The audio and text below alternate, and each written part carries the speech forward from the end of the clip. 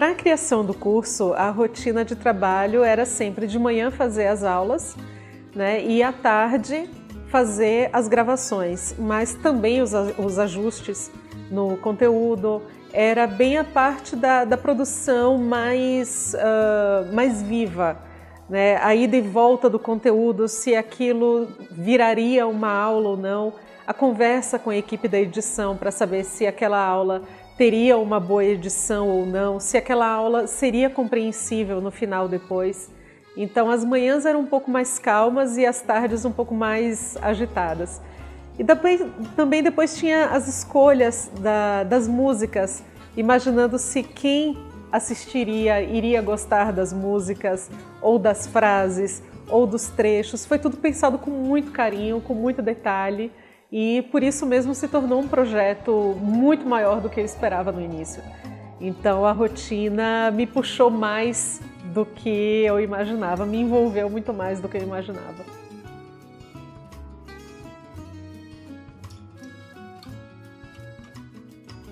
Bom, aprender a língua italiana morando no Brasil nos traz, primeiro, acima de tudo, um diferencial, principalmente no mercado de trabalho, né? Não tem muitas pessoas que dominem a língua italiana aqui no Brasil.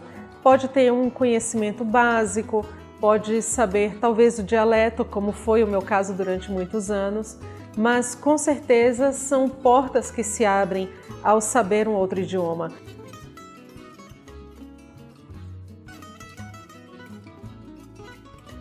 Quanto a vocabulário, sempre tem aquela palavra que parece, mas não é. Ou então a palavra que é completamente diferente, a gente acaba se atrapalhando. Ou um tempo verbal que na Itália se usa e aqui não. Mas no frigir dos ovos são detalhes. São detalhes.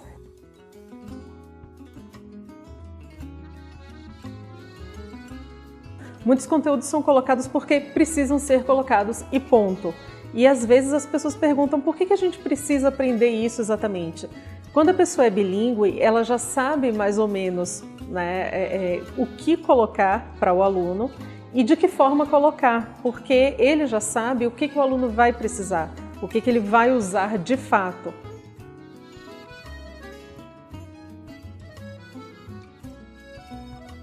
Aprender italiano para mim, na verdade, tiveram duas etapas.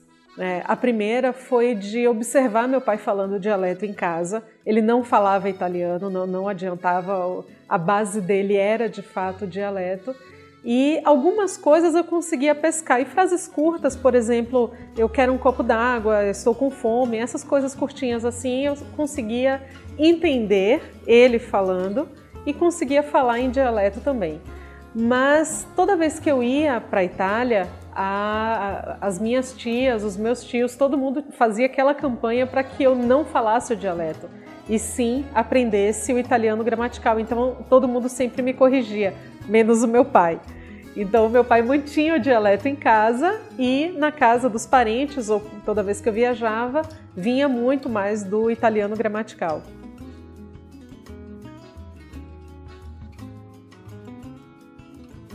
Eu me lembro de um trecho de uma música, não sei se a frase original é do Renato Russo, mas era ele quem cantava.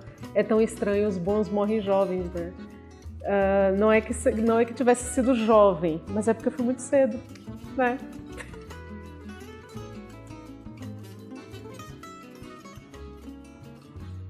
Bom, o meu pai nasceu numa cidadezinha pequenininha chamada Porto Tolle, que faz parte da província de Rovigo. Na época a gente brincava muito porque Porto Tolle era tão pequena que não tinha prefeitura, não tinha absolutamente nada, tudo dependia da cidade maior que ficava próxima.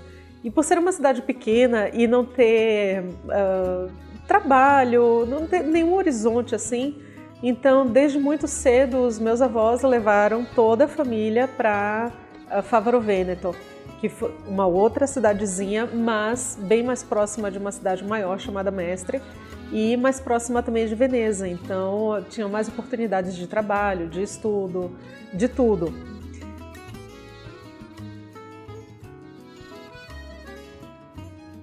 É um motivo de orgulho enorme, enorme, não só porque é diferente, né? Muitas pessoas pensam isso, Porque todo mundo fala inglês, todo mundo fala espanhol, ou todo mundo quer aprender uma determinada língua. E o italiano não tem tanto dessa procura, né?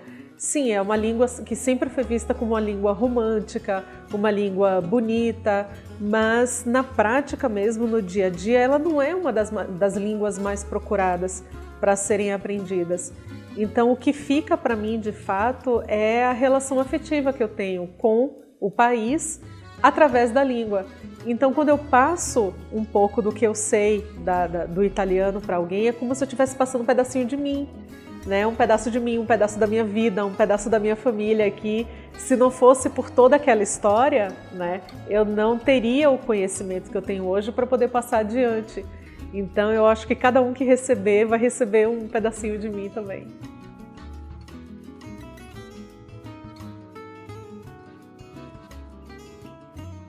O início do processo da criação do curso para mim foi uma surpresa, porque para mim se tornou muito maior do que eu imaginava, né? E eu cheguei a comentar com algumas pessoas que eu estava trabalhando nesse projeto e quando eu falava, nem eu mesma achava que tinha essa dimensão que teve depois, de imaginar como as pessoas iriam receber essas aulas em casa, como elas iriam reagir a essas aulas, se essas pessoas, se esses alunos iriam estudar, se iriam acompanhar ou não.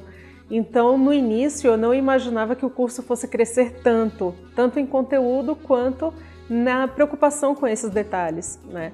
Eu sendo formada em português e já tendo o material básico na língua portuguesa, no início eu imaginei que eu ia somente traduzir o material que eu tenho da língua portuguesa para o italiano, mas também não foi só isso, né? A preocupação que eu precisei ter com os alunos, a preocupação em saber o que era exatamente essencial a esses alunos, principalmente por serem alunos que estão buscando a cidadania italiana.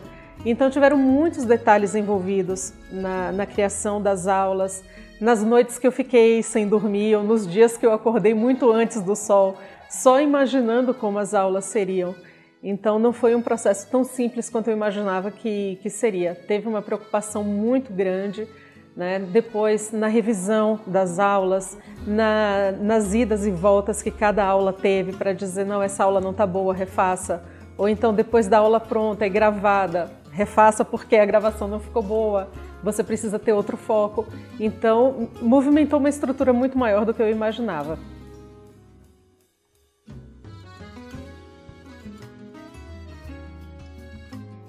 Bom, eu sou nascida no Brasil, no interior da Bahia, mas com 8 meses de idade foi a primeira vez que eu fui para a Itália. O meu pai sempre tirava férias entre setembro e outubro, então sempre nesse período eu ia para a Itália, desde os 8 meses de idade até os 14 anos. Então todo ano sempre ia ou eu e meu pai, ou eu, meu pai e minha mãe.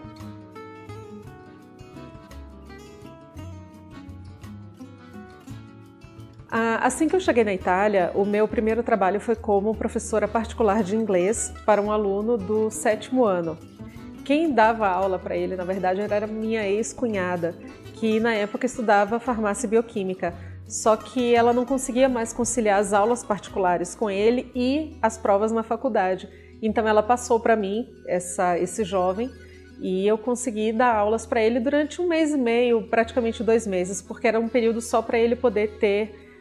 ele precisava tirar uma nota alta numa prova bastante importante na escola, então nesse período eu fui professora.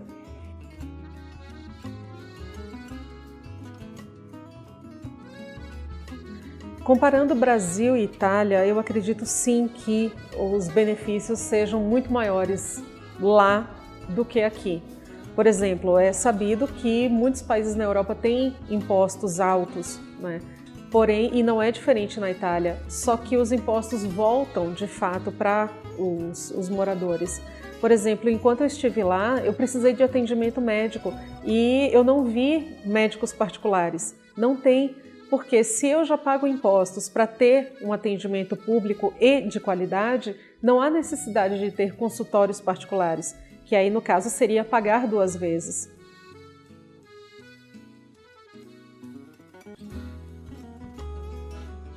Eu gostaria mesmo de viver na Itália, mas assim, porque eu me encantei muito por morar num lugar que pode ser considerado um dos berços da civilização ocidental.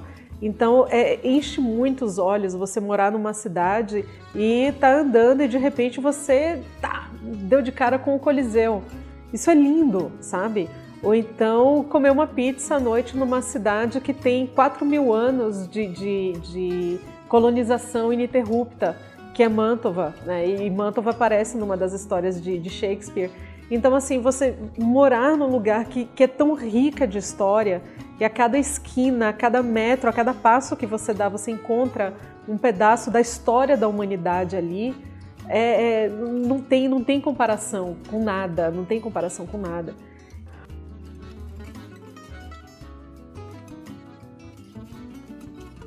Olha, cada cidade é essa surpresa na Itália, é essa coisa na Itália que me encanta, né? Porque cada cidadezinha, por mais desconhecida que ela seja, ela vai guardar um tesouro, ela vai ser uma joia.